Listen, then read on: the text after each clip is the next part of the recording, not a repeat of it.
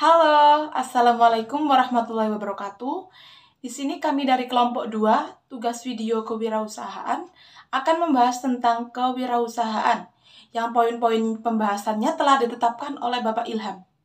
Kemudian, di kelompok kedua ini ada Mas Istiqlal Sabilillah, Mas Ahmad Fikri Maulana, Mas Mahfud Saifullah, dan ada Mbak Indriani, kemudian saya sendiri, Rizqatul Afia. Langsung saja menuju poin pembahasan. Poin yang pertama yaitu membahas tentang apa pentingnya punya nilai-nilai kewirausahaan di usia muda. Mengapa wirausaha penting bagi generasi muda? Karena generasi muda adalah penerus untuk menciptakan lapangan pekerjaan bagi diri sendirinya maupun bagi orang lain. Seiring berkembangnya zaman, maka akan semakin menambah jumlah populasi manusia di Indonesia dan akan semakin tinggi pula jumlah pengangguran.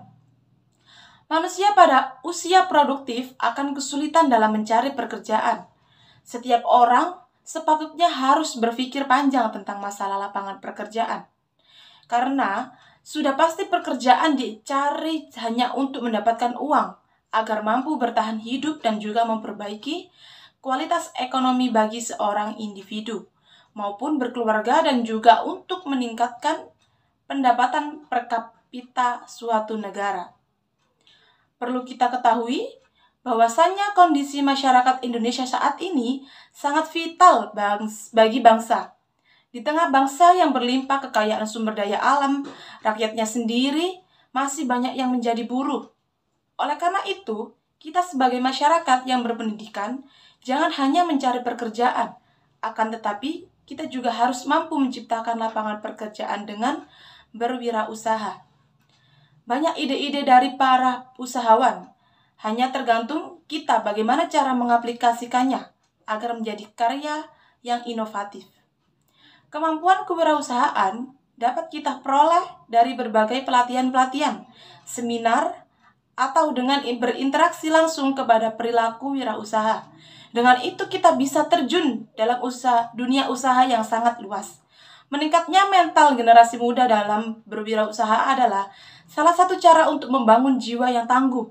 Karena walaupun seorang memahami strategi kewirausahaan, akan tetapi dia tidak berani terjun ke dalam dunia usaha, maka proses kewirausahaan pun tidak akan terwujud. Untuk salah satu dari beberapa orang sukses, pengusaha sukses di Indonesia yang layak untuk diidolakan, menurut saya untuk generasi mudanya yaitu Bapak Nadiem Makarim selaku pemilik Gojek, dan untuk generasi tuanya yaitu Bapak Khairul Tanjung selaku pemilik PT CT Corpora. Beliau berdua ini kenapa saya idolakan? Karena dari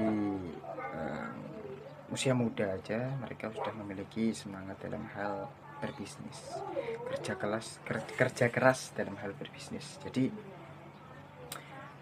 mungkin itu yang membuat perbedaan untuk beberapa kelas orang-orang ya.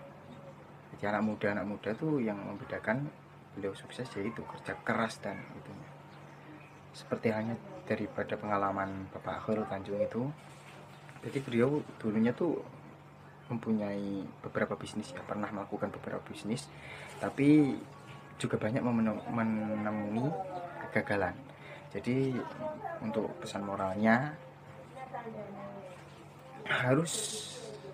kita harus terus berusaha sampai hasil atau kesuksesan itu menghampiri kita. Jadi ambisi itu boleh, tapi untuk hal yang baik.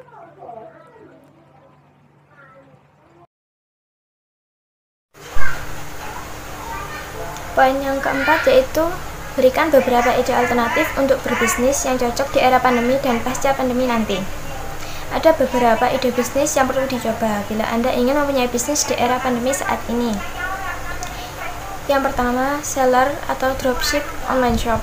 Karena banyak konsumen yang tidak bisa melakukan transaksi secara langsung di toko, Peluang tersebut bisa dimanfaatkan dengan menjadi reseller atau dropship online untuk produk-produk yang banyak dicari konsumen seperti pakaian dan makanan. Yang kedua, bisnis kuliner. Dengan adanya pembatasan makan di tempat yang berlaku di sejumlah daerah, keberadaan restoran dan tempat-tempat makan yang menyediakan layanan pesan antar semakin diminati. Terlebih, tidak semua orang mau dan mampu memasak sendiri di rumah, hingga permintaan untuk produk-produk makanan cenderung mengalami peningkatan. Yang ketiga, berjualan pet food. Pemilik hewan peliharaan selalu menaruh perhatian terhadap kesejahteraan dan kesehatan hewan peliharaannya.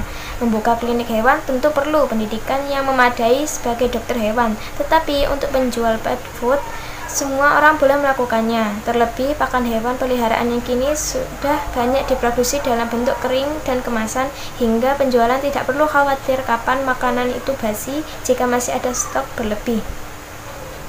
Yang keempat, tutor fitness online. Kebijakan menjaga jarak sosial dan tinggal di rumah yang diterapkan selama pandemi COVID-19 membuat orang-orang mencari cara untuk tetap bugar dan sehat. Namun bagi yang tidak punya peralatan dan mungkin kurang berpengalaman dalam melatih secara mandiri, dapat memanfaatkan jasa tutor fitness online. Jadi, jika Anda seorang ahli kebugaran, Anda dapat menjadi konsultan kebugaran dan menawarkan jasa Anda secara online kepada konsumen yang membutuhkan. Yang kelima, bimbingan belajar online. Dengan beralihnya pembelajaran di sekolah yang menjadi pembelajaran jarak jauh, pasar untuk bimbingan belajar online cenderung tumbuh. Hal ini didorong banyak orang tua yang membutuhkan bantuan agar anak-anak mereka bisa menyelesaikan pekerjaan rumah dan menyelesaikan pekerjaan mereka. Ada juga pasar yang besar untuk siswa tingkat atas yang membutuhkan bantuan tambahan untuk tetap fokus dan memahami materi yang mereka pelajari. Dari beberapa ide bisnis tersebut, kita bisa tahu bahwa di era pandemi yang sangat mengganggu aktivitas masyarakat ini menyebabkan terhambatnya seluruh kegiatan sosial. Maka dengan ide bisnis ini mungkin bisa menjadi solusi bagi beberapa masalah yang terjadi saat pandemi saat ini.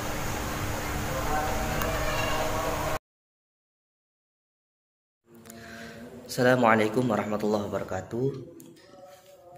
Di sini saya akan menjelaskan dari poin-poin, yaitu poin kelima tentang kewirausahaan ini, tentang harapan untuk anak muda yang belum mempunyai bisnis. Sebenarnya saya juga masih proses untuk melakukan bisnis tersebut.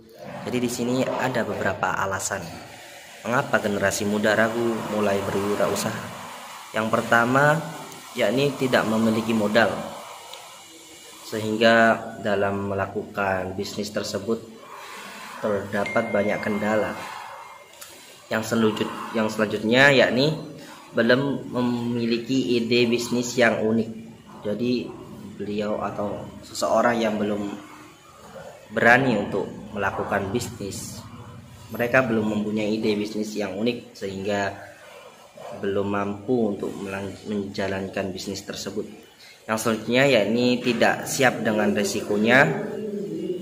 Jadi tidak siap dalam menjalankan resiko tersebut.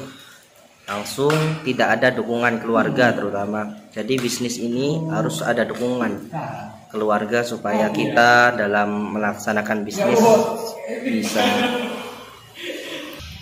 supaya dalam menjalankan bisnis kita ada doa atau niatan. Terus selanjutnya juga ada ragu dengan kemampuan sendiri. Jadi bisnis ini kita tidak boleh ragu dalam melaksanakan bisnis agar kita dalam melaksanakan bisnis tersebut bisa menjadi lancar. Jadi tersebut merupakan berbagai alasan mengapa tidak berani untuk melaksanakan bisnis tersebut. Jadi harapan saya semoga orang-orang yang sedang melaksanakan bisnis tidak ragu untuk melaksanakan bisnis tersebut dan selalu semangat walaupun diterjang badai. Terima kasih. Assalamualaikum warahmatullahi wabarakatuh.